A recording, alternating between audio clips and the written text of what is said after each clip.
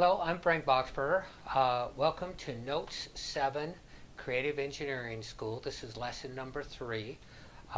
You can find any of our lessons and other information posted on notes7.com. Any questions, comments, suggestions, email us notes7school@gmail.com. This is really just information to help spark the creative ability in all of us, God-given creative ability. And so what we're trying to do in this is break us out of the mold of how we're taught the thing and think beyond that. So we always start with a riddle. We'll have one today. We never give the answer to the riddle. You have to answer that on note7@gmail.com. We expect multiple answers, and that's for you to be creative. So the riddle is simply, I've drawn these 9 dots. I'll get a blue pen out to help describe it better. And what you have to do is you take these 9 dots and you have to draw straight lines without ever moving your pencil or pen, and try to get through the dots as you go through each one with as few lines as you can. So for instance, if somebody did this, 1, 2, 3, 4, 5, 6. Okay, that's 6 lines.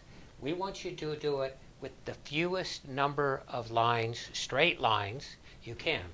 So we always have certain assumptions in the puzzle or riddle. This might be either one. I'd say maybe this is more of a puzzle, but it's on a sheet of paper, not a board. And you have to draw straight lines, or at least what simulates straight lines, and the fewest number of lines. And when you get the fewest number, email us and tell us what that number is. Now, if you're one of the people that sat back and said, I already know that puzzle, I know the answer, and you're already writing it down, and you think you know the answer, then that's the exact person I want to talk to, because that's what we're trying to do, is break you out of your creative mold. Because I'll bet you your right answer is just what you've been told is the right answer, which is not correct. So that's one of the reasons I asked this particular puzzle, because the answer given on the books is nowhere close to the right answer. It's so far off. So that is the whole way we want you to look at a problem. Not what you think is the answer, not what you've been told is the answer, but be creative, think outside the box, literally, and come up with that answer. When you do, and you think you've got the very best answer, email us at notes7school@gmail, and we'll tell you if that's the least number of straight lines or if you can do better. But chances are the ones that said, I already know that, and I already know the answer, that's what we want to avoid on every puzzle, everything you come across in life, to step back and say, is that really the best answer, instead of taking the easy path. Okay, that's it for this puzzle today. Now, today we're going to actually talk about sound and light. And so again, to expand our minds, if I say, what is the speed of light? Most people know. And of course, we do everything in miles and British units. So 186,000 miles per second. Okay, miles. We know a mile is 5,280 per second. So a couple of classes ago, we decided that the Earth was, I don't know if you guys remember, I think it was 24,901, just going by memory, around. Can you imagine that in 1 second, if light traveled in a circle, which it doesn't, how many times around? Over 7 times around the circumference of the Earth in a second. That's crazy fast. Okay, so as I asked that question, we're talking about light, we're also talking about sound. So the first thing I ask is the speed of light a constant? A constant means it doesn't change. So is that a constant? The next thing is, what is the speed of sound? Most people don't know. They know somewhere in the proximity. So when I say, what is the speed of sound, and you give me an answer, And we usually measure that in miles per hour. It's so slow that we couldn't even do miles per second. We'd have too many zeros in decimal point. So we usually measure that in miles per hour. So the common answer, if somebody says anything, is 767. Okay? 767. Now, is that a constant? Okay? So everybody would say, yeah, speed of light is a constant, speed of sound is a constant. Okay, well, that's what this whole class is for. Neither one are constants. So it turns out the speed of sound, if you saw 767, it's at 48 degrees, at a certain elevation, certain atmospheric pressure, on and on and on. It's far from a constant. In fact, the speed of sound travels 20 times faster when it goes through steel, maybe 10 times faster when it goes through wood. It is so not a constant. We might assume the same thing with the speed of light. Less is known about the speed of light, but I'm going to tell you what we do know. So these are the kind of things we want you to step back and say, no, it's not a constant. In fact, very few things are constant. So a lot of times in the puzzles we're saying, okay, the Earth is a sphere. Of course it isn't. A string doesn't have any tensile strength. Of course it doesn't. The speed of light is 767. Yeah, only in some places at the right temperature and the right conditions. So what we're going to explore first is the differences between light and sound. So when you're looking at sound, sound is a wavelength that travels slowly.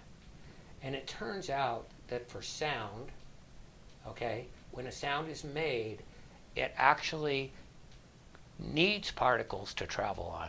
Particles are a sound wave's best friend. So steel, condensed, heavy, it goes very fast, 20 times faster. Air, it goes very slow. Well, 767 miles an hour, that's still fast, but not compared to light. Now light, on the other hand, this is supposed to be a flashlight, when it shines, okay, it's the opposite. Particles are its enemy. It likes a vacuum. It travels best in a vacuum. It doesn't need anything to travel on. Although it is a wavelength, it doesn't like particles. So we might even think, hey, if there's more particles, does it slow down? Those are the questions I'm not here to answer, and I don't even know that I can. But what we do know is if we do take a piece of paper, a black piece of paper, it stops the light. That's crazy. So light, because particles are the enemy, stops it. Now, we're not amazed at that. I actually have a patent pending because as I was analyzing this, I realized something. As sound, I can put a board here and the sound will travel right through it. You know why? Because the board or paper, that's the friend of sound. It goes through a wall. It goes through insulation. The patent I have is actually 2 panes of glass or any 2 panes of anything with a small vacuum, okay? And the small vacuum can be paper thin. When a sound wave hits there, other than through the frame, it cannot penetrate anymore. So we're not amazed at all that light would stop with a thin piece of black paper, but we would be amazed if sound completely stopped. I'm not talking about soundproof or it's 98%. There is no sound through a vacuum. It's void of any particles. And remember, that's sound's best friend. So basically the patent is just a dual pane window with a vacuum. There's some other challenges about air pressure and that kind of thing that the patent recognizes and fixes, but that is the essence of it. So it's really fun when you start understanding how sound travels, how light travels, that we're going to be exploring a lot more in classes, and how cool these things can be just to understand that. So sound loves particles, light hates particles. Sound is a wavelength, or light is a wavelength, and if you've ever seen the, let's call it the Pink Floyd Dark Side of the Moon, it shows light and 7 colors. Okay. Now I have to mention this at this point. There's 7 colors in the rainbow: Roy, G, BIV we used to learn in our 8th grade science classes: red, orange, yellow, blue, green, blue, indigo, violet. You know how many colors there are? 1, 2, 3, 4, 5, 6, 7. This is one of the ways we actually get our Notes 7 name. There's 7 days in a week: perfection, completion. There are 7 notes, musical notes in any scale. You can write 300,000 new songs every month are written with just 7 notes in that scale, combining chords and rhythm and sequences and cadence and melodies with 7 notes. Infinite amount of possibilities with 7 notes. 7 colors of light in the rainbow when you look at it, or off of a prism. So it turns out that even though all these 7 colors of light travel at the same speed, they actually have different wavelengths. So a prism going through glass separates out the 7 colors, much like rain does with the sunlight. So we have 7 colors. I had to mention that because that's partly where our name comes from. So eventually you'll see a similarity with the number 7. So we have 7 different colors of light. And the crazy thing is, unlike pigment, when you add pigment, which is like paint, the more colors you add, the darker it gets. With light, if I reverse this and add red, orange, yellow, green, blue, indigo, and violet back, and send it through this prism, we get what we call white light back through. So white light splits out to these colors. When you add 2 colors, it changes what the color is, but opposite of pigment, the more colors you add, the whiter it gets. And so that's how light works. So we talked about the speed of light and how it works. With a sound wave, again, sound travels at the same speed, but within that sound is coded bass notes, treble notes, everything in between. So it's amazing when our ear hears sound, it takes these wavelengths and separates it into what we can hear. When our eyes see this refractionary color, whether it's bouncing off a red piece of paper, our eyes actually distinguish what the wavelength is and call it color.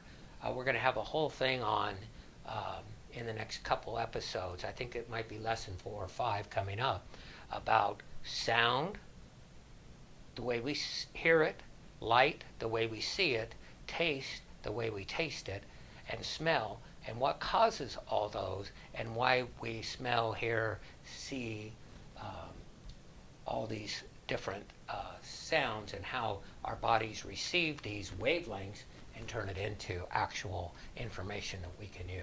It's pretty amazing. So again, that concludes this class. I hope you like it. Any suggestions on classes you'd like to see, email us. Any comments? We have lots of stuff on Note 7, different music that we're involved in writing, because it is Note 7, different theories that we're coming up with. So please connect with us, and we'd love to hear from you. And we'll have plenty more fun classes, fun puzzles, fun riddles. Okay, thank you.